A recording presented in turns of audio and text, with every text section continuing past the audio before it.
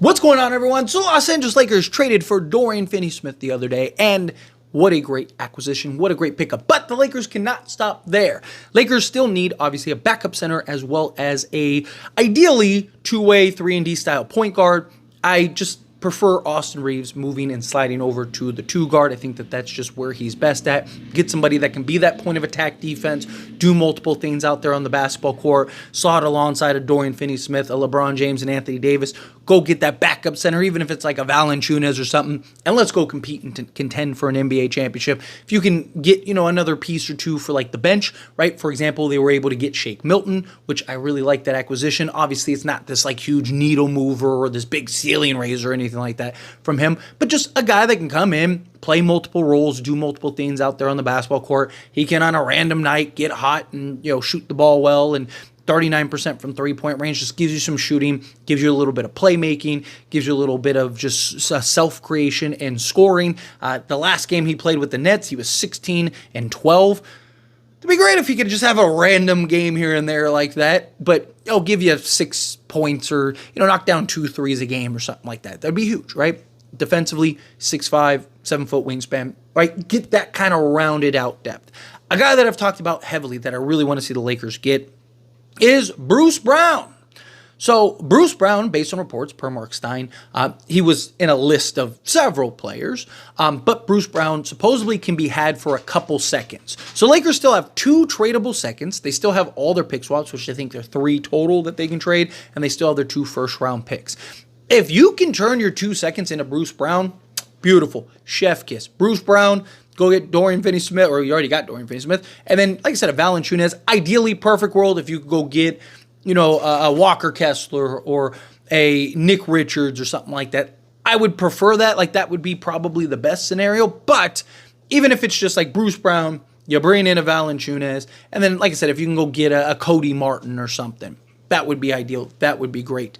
Bruce Brown, however, I will say, I do think that the Lakers need to wait and see. He hasn't played yet this year. He doesn't have this extensive injury history. He's been fine and healthy for his career.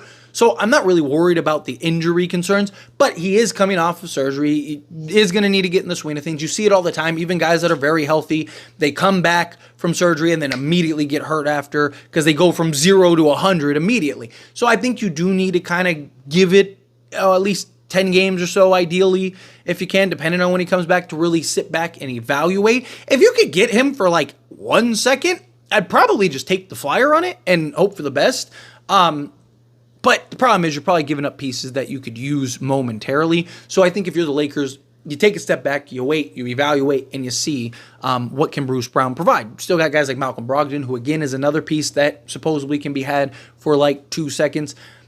Obviously, he's a guy that has an extensive injury history. He's a guy that I'm a little concerned with. The reason I like those 2 guys, obviously more so Bruce Brown, is not only would they be exactly what the Lakers need, right? Sizable, versatile, point of attack, 2-way type of guard to slot alongside Austin Reaves. I mean, Bruce Brown, Austin Reaves, Dorian Finney Smith, LeBron James, and Anthony Davis can compete with every starting 5 in the league. You got defense, you got versatility, you got shooting, you got playmaking, you got everything.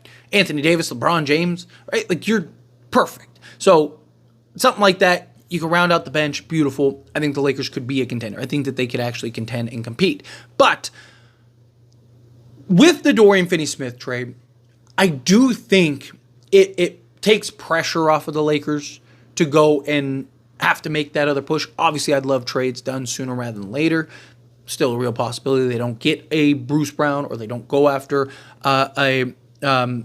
Malcolm Brogdon, but those are 2 guys that really kind of, again, raise the ceiling, but both guys are both flexible financially, right? They're both expiring contracts that are not worth the contracts that they're currently getting. So, I mean, Bruce Brown was going to sign for the, in place of Gabe Vincent, right? So he was going to make, $11+ million a year. If the Lakers could get that from him again, if he could be a, $13 million a year guy, and you could clear essentially $10 million off your books, plus Dorian Finney-Smith, you might be able to renegotiate and give him a new contract because he has a player option. You might be able to clear. So you might be able to make these moves, still have all your firsts, go into the offseason. If you win a championship, beautiful. If you don't, you have LeBron James who could take 20 million plus less. You have the Dorian Finney Smith who can take less. You'd have Bruce Brown or Malcolm Brogdon who can take less. Right? You'd have all this flexibility. You'd have your vet minimum guys falling off the books. You'd have expiring contracts that the following season. You'd even have a guy in Shake Milton who is on a non-guaranteed next season, so you could clear him off the books if you need to. Lakers would be in excellent shape, in my opinion, if they could pull something like that off. I really like the idea of that bigger, physical, versatile guard. You look at like a Bruce Brown, 6'4", 6'5", right? But he defends big. He fits in our style of offense. We saw it with Denver. He's a guy that has experience, that doesn't shrink in the playoffs, that can show up and play big in big moments, can defend multiple positions, can defend 1 through 3 for you. On some nights, even defend the 4, depending on who it is. Right? You pair somebody like that with a Dorian Finney-Smith and an Anthony Davis, you're probably going to be one of the better defensive teams in the league. Then you still maintain if Dorian Finney-Smith doesn't forget how to shoot the 3 ball, which, every time we get a guy, you always got to be worried about that, unfortunately, because we've seen it time and time again. But if he drops from 43% to like 38%, right, the 3-and-D ability. Bruce Brown, not this like great 3-point shooter, but he can knock it down on occasion, right? But it's more of just like the versatility, defensive lineups. I mean, you could go, if you wanted to get a stop, especially if you keep Jared Vanderbilt, you could go something like Bruce Brown, Max Christie, Dorian Finney-Smith, Jared Vanderbilt, and Anthony Davis. Good luck scoring on that 5-man unit, right? Like, that would be excellent. Right? All that size, that length, that athleticism, that versatility, the defense, all 5 guys can essentially defend 1 through 5 on any occasion, right? Like, it's just, that's the kind of thing that I look at and kind of go, man, could you imagine that versatility, right?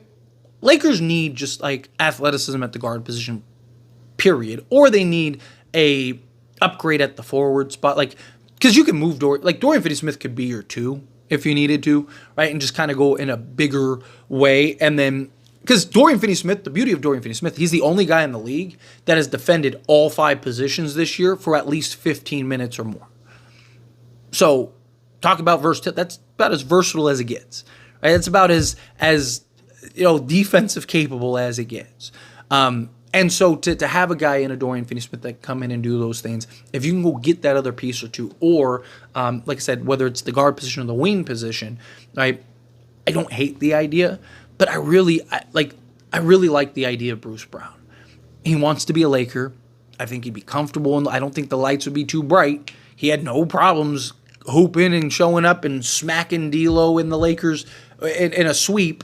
Right, and he was a huge part of that. He was a huge reason for that, right? It wasn't like he was just some bum coming off the bench. No, he was a huge part and a huge piece on their title run. It's one of the reasons why I was like, wow, I can't believe they really are going to just like lose him for nothing. And, he should have already been a Laker. But, the Indiana Pacers came in and swooped him up and gave him double what the Lakers were going to give him, which, one, good for Bruce Brown, for being honest, right? Get you back. And 2, it worked out for Indiana because they were able to get, a Pascal Siakam. So it worked out for those 2 parties, but it hurt the Lakers because it's like, man, like what would we look like with Bruce Brown, right? Especially in that matchup last season, with D'Lo underperforming to be able to just plug Bruce Brown in and his familiarity with Denver. I don't think necessarily that would have been the difference, but all those games are so close and so tight. You never know, right? Like 1 or 2 things kind of go your way. You can see it could be a very different series, different game, different matchup. But nonetheless, right? Like Lakers, they still need to make other moves. They still need to do other things. And I do think in a lot of ways the Brooklyn Nets have kind of set the market. They wanted a first for Dennis Schroeder, went for a second or 2 seconds, right? Wanted a first for Dorian Finney-Smith, went for 3 seconds. Right? Like, these prices are going to drop and going to continue to drop. And now you're starting to hear, okay, well, this guy, Bruce Brown, they wanted a first for Bruce Brown. Now he can go for a couple seconds. Right? Oh, they wanted a first for Malcolm Brogdon. Oh, now he can go for a couple seconds. Kyle Kuzma, 2 firsts. Now a first. Jeremy Grant, right? Jeremy Grant, all of a sudden, it goes from 2 firsts to a first, right? Like, and I do expect these prices to continue to drop. you just see with the new CBA, it's changed things. I'm glad that the Lakers were able to get the piece. I didn't know if they were going to be able to get a 3-and-D wing. There was just so much competition for Dorian Finney Smith. It looked like he was about to be a Memphis Grizzly, and then Lakers came in and swooped in and were able to get him, which was huge for the Lakers. But then, you look at the guard position. That's why I was talking about. I think the Lakers may need to pivot and kind of focus on upgrading the guard position and the center position, right? Because I didn't think that they'd be able to get that 3-and-D wing just because of the competition that's out there. Well, they were able to do that, right? So credit Rob, great, nice pickup. Okay, well, I still think you should get the best guard that you can that makes sense and fits in. Right? I still don't hate the idea of a Colin Sexton or something like that, but I just think a guy like Bruce Brown that gives you just physicality, athleticism, hard, sturdy screen setting, gives you some toughness, paired with Dorian Finney Smith, who gives you some more toughness, right? Now, all of a sudden, you could be this big, physical, tough, defensive, switchable team that has multiple guys. Bruce Brown can go get a bucket, operate in the mid-range, apply rim pressure, do multiple things out on the basketball court. Austin Reeves, when he's on and he's cooking, he can, cook it up, right? Dorian Finney-Smith can knock down the 3 ball. LeBron James and Anthony Davis, or LeBron James and Anthony Davis, right? Keep a Shake Milton off the bench, a guy that go get buckets. Dalton Connect. There we go. Dalton Connect, a guy that can knock down the 3 ball and score in some bunches. Max Christie, a guy that can be a two-way guy, give you some, athleticism and defense on the off the wing, off the bench. Right? Look at how good he's been in the starting unit. If he can give you that production off the bench, that would be huge, right? Go get that, even a Valanciunas or something for the bench unit. Boom, there you go. And then, Christian Wood, if you can keep a Jared Vanderbilt, Lakers would be tough, very tough. So, if you're the Lakers, I would look to maybe go get Bruce Brown, especially if he can be had for a couple seconds. I think it's worth it, personally. But that's my opinion. As always, I pass the question on to you. Let me know yours down in the comments below. What do you think? How do you feel? What are your thoughts? Do you like the idea of a Bruce Brown post a Dorian Finney-Smith trade? Do you think, no, he's not the answer because he hasn't played the season? Again, he doesn't have the injury history. If he had an extensive, if this was Malcolm Brogdon, I'd be like, no, stay as far away from Malcolm Brogdon as possible. But again, he doesn't have this extensive injury history. He's a guy that's been reliable, that has played, that'll give you, 70 games a season, right? As long as he can get right, I still think you need to be patient, wait on him. I think you need to evaluate him first and make sure he plays, 10 games or so before you go pull that off, or however many games between now and the trade deadline. I do think you need to do that. But if you can do that and he looks good, I do think you make the push and you take the chance on him. Because, it still maintains flexibility. You still have the flexibility going into the offseason. You may be able to win a championship. But, again, how do you feel? Whatever your thoughts are. I'd love to hear it, so let me know down in the comments below. That being said, if you haven't liked this video, hit that like button. Helps me a lot as we enjoy these types of videos. Truly appreciate it. Not subscribe channel, hit that subscribe button. Turn on the bell notifications. Appreciate y'all. See you in the next one.